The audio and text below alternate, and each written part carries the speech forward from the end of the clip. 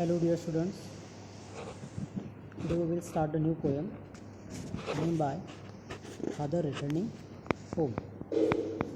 The poem is written by Dilip Chitre. So before going to look out the poem, we will see the information which related to the poet Dilip Chitre, who is obviously from India. Now see the period or the tenure of this poet 1938 to 2009. He was celebrated bilingual poets. ये bilingual poets क्या होती है मैं आपको बता रहा हूँ. Bilingual, bye मतलब दो होता है. कितना होता है? बाय मतलब दो, की जो दो लैंग्वेज में जिनकी कमांड है. हाँ, बाइलिंगुअल मतलब क्या? जो दो लैंग्वेज अच्छे से बोल सकते हैं या उस पर उन्होंने लिखन किया है. And translator with a remarkable work in Marathi and English. और यहाँ तक कि बहुत सारी चीज़ें उन्होंने ट्रांसलेट भी की है इन मराठी और इन इंग्लिश. रिमार्केबल यानी कि बहुत उल्लेखनीय है. उसके बाद हिज वर्सेटाइल क्रिएटिविटी. वर्सेटाइल मतलब जो ऑलराउंडर हो. हाँ, एज अ पोएट वो कैसे थे? ऑलराउंडर थे या ऑलराउंडर, हाँ ऑलराउंडर थे ऐसे. Versatile creativity extend to painting. तो वर्सेटाइल क्रिएटिविटी किस में उनकी पाई जाती है या देखी जाती है? जैसे पेंटिंग वो अच्छे से जानते थे या फिल्म मेकिंग, उसमें भी उनका योगदान रहा है. And his notable contribution as a magazine columnist. जो मैगजीन निकलती है उसमें एक मैगजीन में जो कॉलम होता है उनमें भी उनका लिखान उन्होंने किया है, या बहुत बार जो कॉलम्स थे मैगजीन के वहाँ पे उन्होंने अपने जो राइटिंग है या अपना जो स्किल है वो यूज़ किया है या दिखाया है. ही रिसीव्ड द प्रेस्टिजियस, और जो एक प्रोमिनेंट जो अवार्ड होता है साहित्य अकेडमी अवार्ड, वो उन्हें मिला है. Both for poetry as well as for his well known translation work. तो पोइट्री के लिए भी मिला है और जो उन्होंने ट्रांसलेशन वर्क, हमने पहले ही बात की कि जैसे फॉर एग्जांपल सेज तुका. हाँ, तुकाराम महाराज जो संत है हमारे, उनका जो संस्कृत में जो उन्होंने वो भी लिखी थी तो उन्होंने ट्रांसलेट की है. पॉपुलर अभंगास, जो अभंगास थे, स्पिरिचुअल पोएम्स भी कहा जाता है उनको, तो बाय संत तुकाराम. जो मैंने अभी बात की संत तुकाराम की, जो उन्होंने लिखे थे और जो अभंग्स थे तो उन्होंने वो ट्रांसलेट किए. He had started translation of literary works of saint in Marathi at the age of 16. देखो बहुत इंस्पायरेटिव है. कवि अपने आप में कि 16 साल में बच्चे अनपढ़ होते, गंवार होते, बहुत बार नहीं, मेजॉरिटीली, मगर ये 16 साल के बाद इन्होंने अपना काम शुरू कर दिया था, इसलिए बहुत मोटिवेटिंग कैरेक्टर है. एग्जाइल मतलब समझते हो आप, यानी जिसको बैन किया गया हो. एग्जाइल मतलब क्या? बैन करना. इसे एलिनेशन मतलब अकेले में रहना, अकेलापन जिसको आप कह सकते हो. सेल्फ डिसइंटीग्रेशन, खुद का अकेलापन. एंड डेथ, और जो मृत्यु है उनकी बात. एग्जाइल, एलिनेशन, सेल्फ डिसइंटीग्रेशन, इन सब की बात उन्होंने अपनी कविता के जरिए की है. Are observe to be the major themes of his poems. बहुत बार जो पोएम्स उन्होंने लिखे हैं मेजर थीम्स आपको यही मिलेगी: डेथ, सेल्फ डिसइंटीग्रेशन और एलिनेशन एंड एग्जाइल. तो देखो इस पोएम के जरिए हमें क्या पढ़ना है. The poem is taken from travelling in a cage. Travelling in a cage, ये जो उन्होंने सीरीज़ है उनका, तो उनमें से ये सीरीज़ में से उन्होंने ये पोएम ली है. It draws a portrait of. Portrait मतलब किसी को डिस्क्राइब करना, किसी को चित्रित करना, ऐसे किसी कैरेक्टर के बारे में डिटेल में जानकारी देना. तो it draws a portrait of सब अर्बन यानी कि आप जो कंट्री एरिया होता है वो आप कह सकते हो. सब अर्बन मतलब कंट्री एरिया.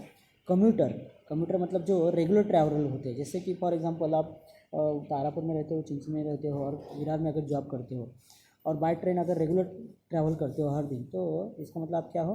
कम्यूटर हो, रेगुलर ट्रैवलर हो. कम्यूटर का मतलब क्या होता है? Regular traveller. तो सब अब ट्रैवलर वो थे जिसकी बात हमें इस पोएम में करनी है. इट डिपिक्ट्स हिज डल, और क्या आगे आपको पढ़ने को मिलेगा? डल यानी कि जो बोर्डम है, मोनोटोनस है. Exhausting and equally pitiable daily routine. और किस तरह से ये जो कम्यूटर है, जो ट्रैवलर है, उसका किस तरह से जो रूटीन है वो मोनोटोनस है, डल है और यहाँ तक कि पिटिएबल है। अगर आप उसको ऑब्ज़र्व करोगे, उसका लाइफ ऑब्ज़र्व करोगे, नज़दीक से उसको जानोगे, तो आप देखोगे कि कितना पिटिएबल, मतलब दयनीय जो है, आपको उस जिस पर तरस आएगी, इस तरह का जीवन उसका है ऐसे। ठीक है, हाँ आगे देखो अभी। It describe a force alienation at home. It describe, तो पोएम के जरिए आपको ये पढ़ने को मिलेगा, एलिनेशन एट होम, कि घर में भी वो कैसे है, अकेले है। क्यों अकेले, देखो उसका रीज़न बताओ आगे। Which is reflected through the stale food and lack of sharing. तो क्या होता है, अगर घर में पापा है और पापा अगर ड्यूटी को जाते हैं, रेगुलर कहीं पर ट्रैवल करते हैं, कि सुबह निकलते हैं और शाम को घर आते हैं, तो सुबह से निकलने के बाद और शाम को घर आने के बाद ये जो पीरियड होता है लगभग 12 आवर्स वो घर के बाहर रहते हैं, इसलिए घर के साथ शेयरिंग उनकी बहुत ज़्यादा नहीं होती या बच्चों के साथ बातें नहीं होती, इसलिए थोड़ा वो एलिनेटेड फील करते हैं। And reflect to the stale food, और इसका एक एग्जांपल दिया है स्टेल फूड। हाँ, जो बचा हुआ अनाज होता है या जो घर में पकाया हुआ और सुबह अगर वो हम खाते तो स्टेल फूड कहते हैं उसको, stale food and lack of sharing. तो इस तरह से ये इस तरह का अन्न खाना या फिर शेयरिंग ना होना, इस तरह का लाइफ उसका होता है कि जिस पे आपको तरस आएगी ऐसे। His children refuse to share their joy, और चिल्ड्रन क्यों रिफ्यूज़ करेंगे टू शेयर देयर जॉय, क्योंकि बहुत बार पापा की और बच्चों की मुलाकात ही नहीं होती। तो 12 आवर्स वो घर के बाहर रहते हैं, जब वो घर से निकलते हैं तो बच्चे सोए होते हैं और जब घर आते हैं तो भी बहुत बार बच्चे सो जाते हैं। And sorrows with the hard working father who as a result is forced to retire into solitude। और उसी के वजह से क्या होता है कि बच्चे और पापा का कोई कांटेक्ट रहता ही नहीं, इमोशनल जो अटैचमेंट होनी चाहिए वो कहीं पे तो कम हो जाती है ऐसे। और उसी के चलते देखो आगे उन्होंने कहा है, with sorrow with hard working father जो है who as a result is force to retire into solitude. और इसी के वजह से एक जो फैमिली में जो शेयरिंग होनी चाहिए, फैमिली में जो खुशी बांटने की बात होनी चाहिए वो उनके साथ नहीं होती थोड़ा, तो इसीलिए वो अकेलापन महसूस करते हैं या फिर अकेले पड़ जाते हैं ऐसे।